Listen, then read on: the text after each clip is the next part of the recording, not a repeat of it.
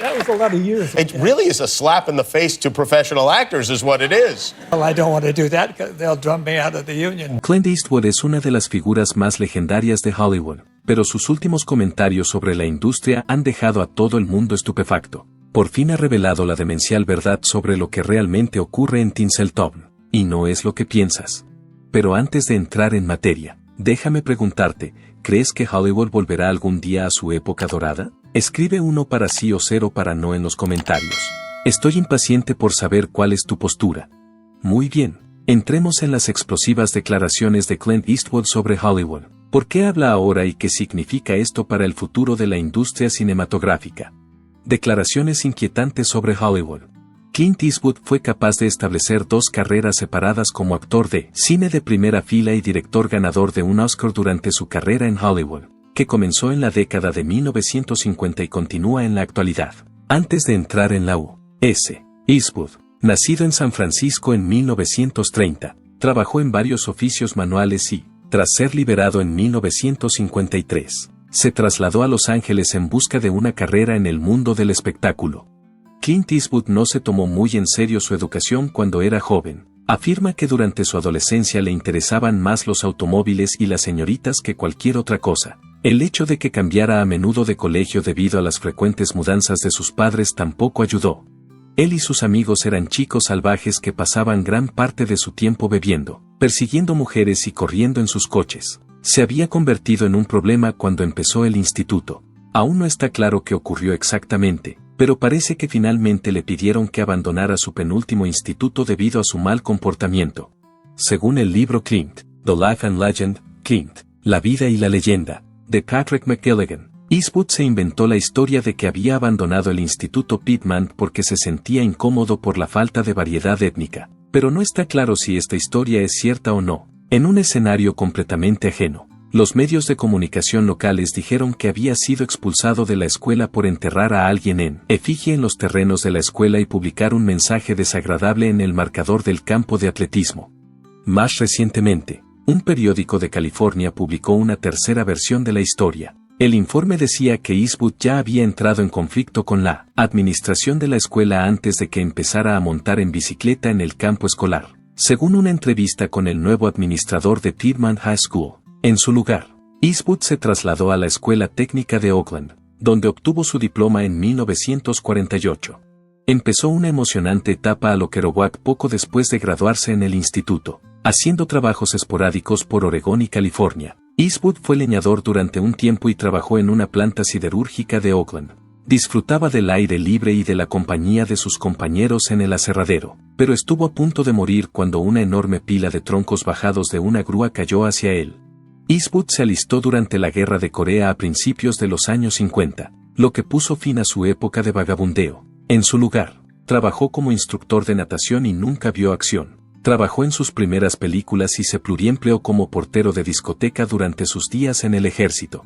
Utilizaba su enorme estatura para intimidar a los demás, echando a suboficiales ebrios del club de oficiales mientras sus compañeros iban a la batalla. Firmó un contrato con Universal Pictures a pesar de no tener experiencia previa como actor profesional. Interpretó pequeños papeles hasta que consiguió el papel del vaquero Roddy Yates en el popular western televisivo Rowdy, que se emitió de 1958 a 1965. Después, Eastwood ganó mucho dinero en Hollywood protagonizando 3 descarnados spaghetti westerns rodados en Italia que resultaron ser éxitos inesperados. Además de demostrar sus habilidades detrás de la cámara, Eastwood se convirtió en uno de los intérpretes más adorados de la gran pantalla en la década de 1970. Según The Numbers, las películas de Eastwood han recaudado más de $3.300 millones en taquilla desde su debut como director en 1971 con Play Misty for Me.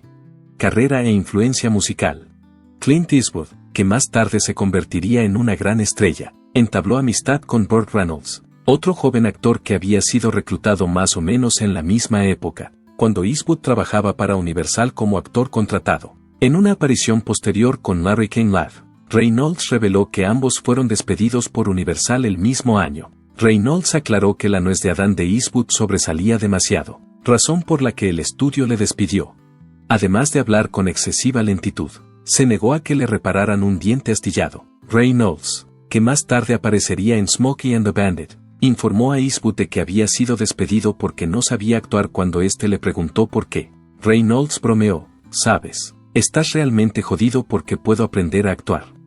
Esa nuez de Adán no desaparece. Cuando Clint Eastwood regresó a Universal, le pagaron $1 millón, una cantidad muy superior a los $75 semanales que supuestamente le pagaron durante todo su contrato. Desde sus primeros años, Eastwood ha sentido un profundo amor por la música y, como muchos melómanos, tenía algunos músicos aficionados en su familia. Tanto su padre como su madre experimentaban con instrumentos. Eastwood recuerda que de niño imitaba a los intérpretes que oía en los CD de sus padres. Algunas de sus leyendas favoritas del jazz eran Art Tatum y Fat Waller.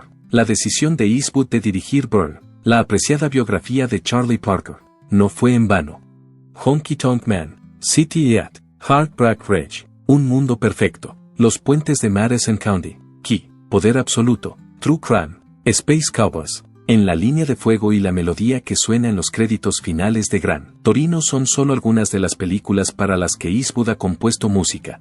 También ha creado otras piezas musicales para sus películas. Además, Clint Eastwood se encargó de la composición de toda la banda sonora musical de varias de sus películas, como Mystic River, The Changeling, $1 Million Baby y Flags of Our Fathers. Los tres personajes Tim Robbins, Sean Tan y Kevin Bacon de la película Mystic River sirvieron de fuente de inspiración musical para Eastwood, según declaró en un reportaje publicado en The New Yorker en el año 2003.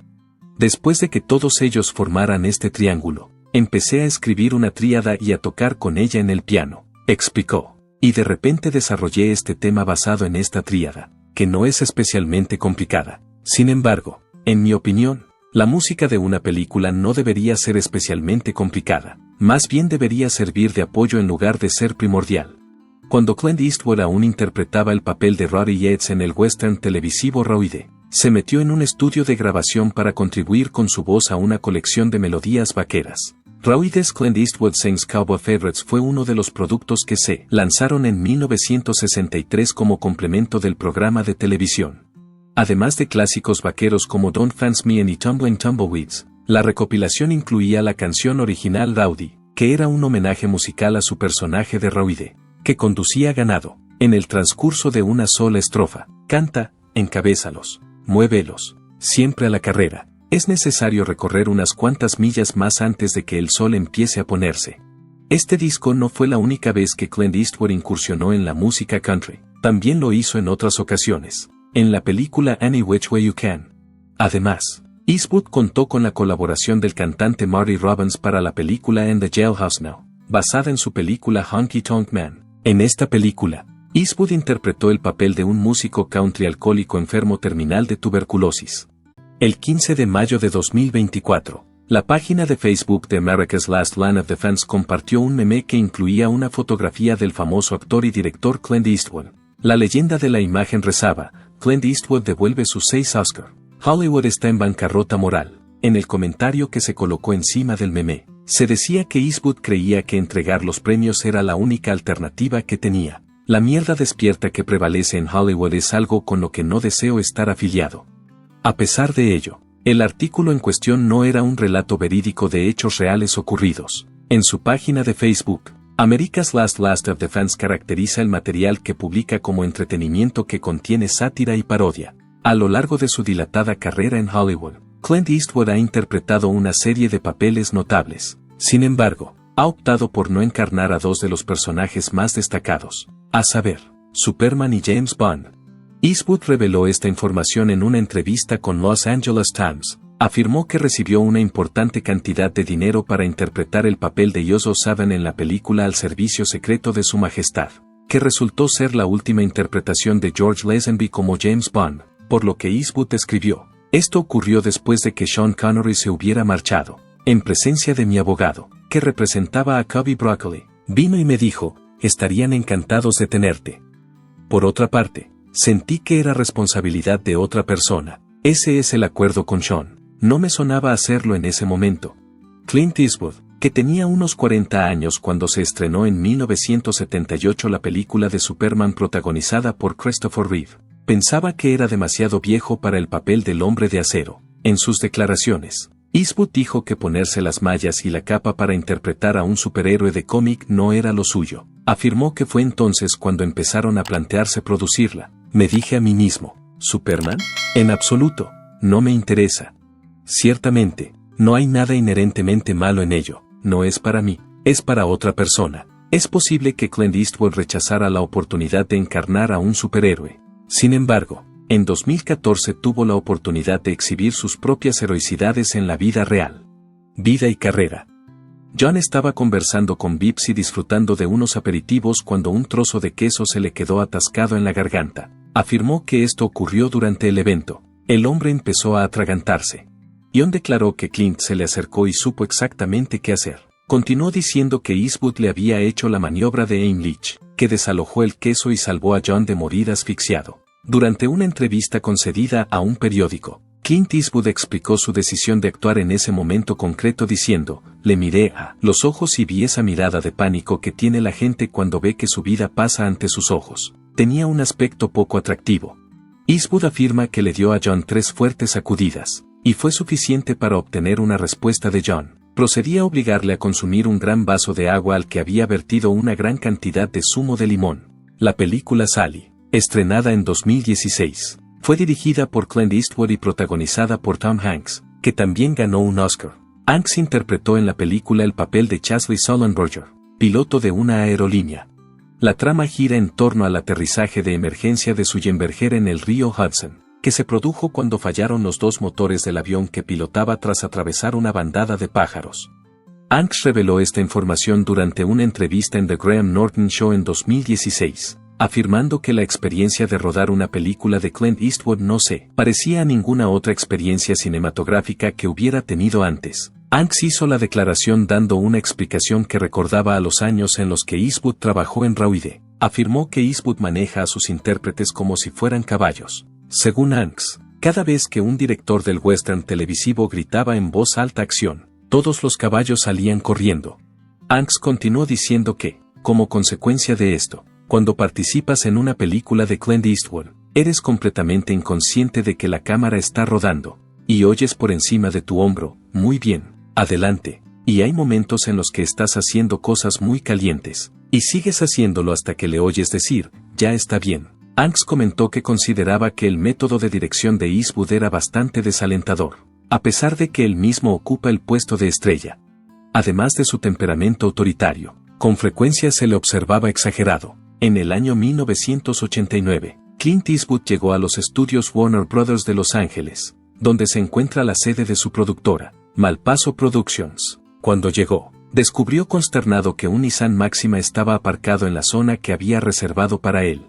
Los informes indican que la irritada celebridad supuestamente chocó con su camioneta contra el vehículo, y al parecer estaba tan enfurecido que necesitó ser detenido tras amenazar con romper las ventanillas del vehículo con un martillo. Una de las propietarias del vehículo, Stacy McLaughlin, interpuso una demanda contra Eastwood por valor de $100,000. La defensa que presentaron los abogados de Eastwood fue bastante intrigante.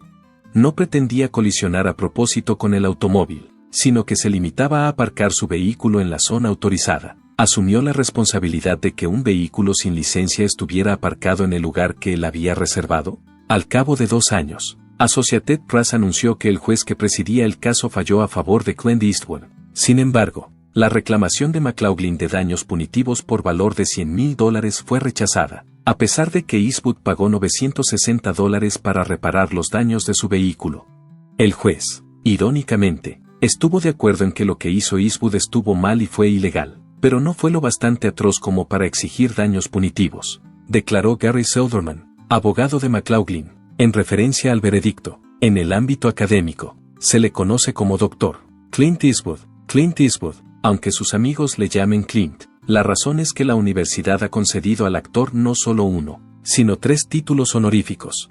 La Universidad del Pacífico le concedió un doctorado honoris causa en Bellas Artes en 2006. No es casualidad que Eastwood haya formado parte del Consejo de Administración del Instituto Brubeck de la universidad desde su creación en 2000. La Escuela de Artes Cinematográficas de la Universidad del Sur de California le concedió un doctorado en Humanidades en 2007.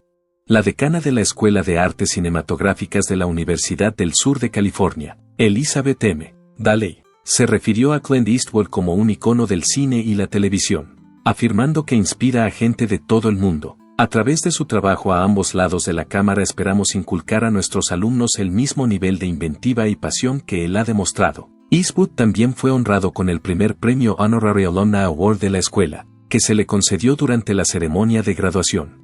Clint Eastwood no tiene fama de llevarse bien con los demás, ya que a lo largo de los años se ha visto envuelto en varias disputas entre famosos, en relación con el documentalista Michael Moore. Este ha sido uno de los aspectos más polémicos. El enfrentamiento entre Eastwood y Moore comenzó cuando Eastwood amenazó con asesinar a Moore cuando ambos asistían a un banquete de entrega de premios.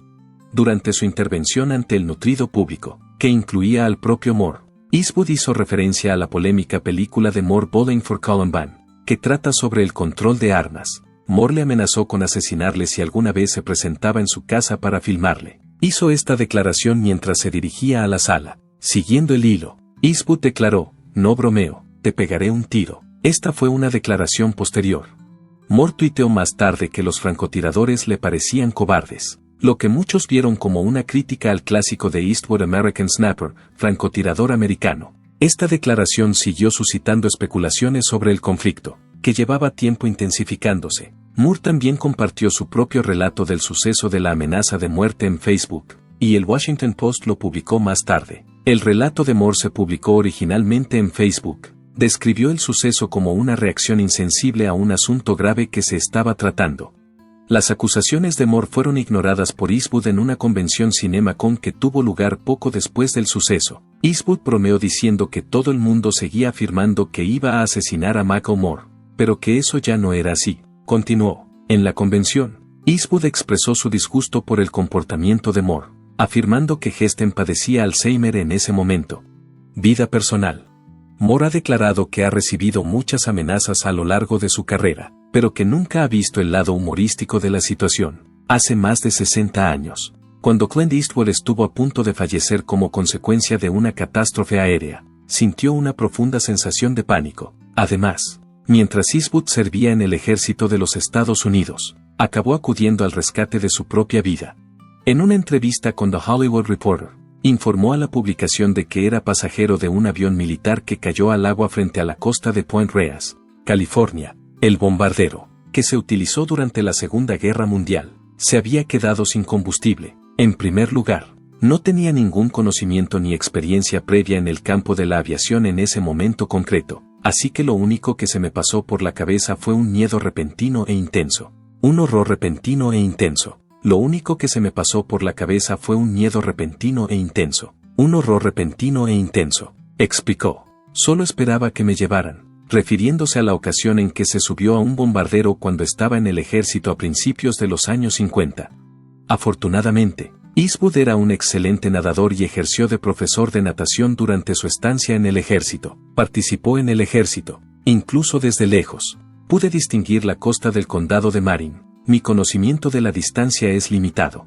Según Eastwood, que seguía contando a THR que el día había empezado a transformarse en oscuridad mientras nadaban, parecían 50 millas, aunque en realidad solo eran 1 o 2 millas. Antes de llegar a nuestro destino, ya era bien entrada la noche. Durante la dura travesía hasta la orilla, Clint Eastwood no era consciente de que estaban nadando por una zona que tenía antecedentes de ser un criadero de tiburones.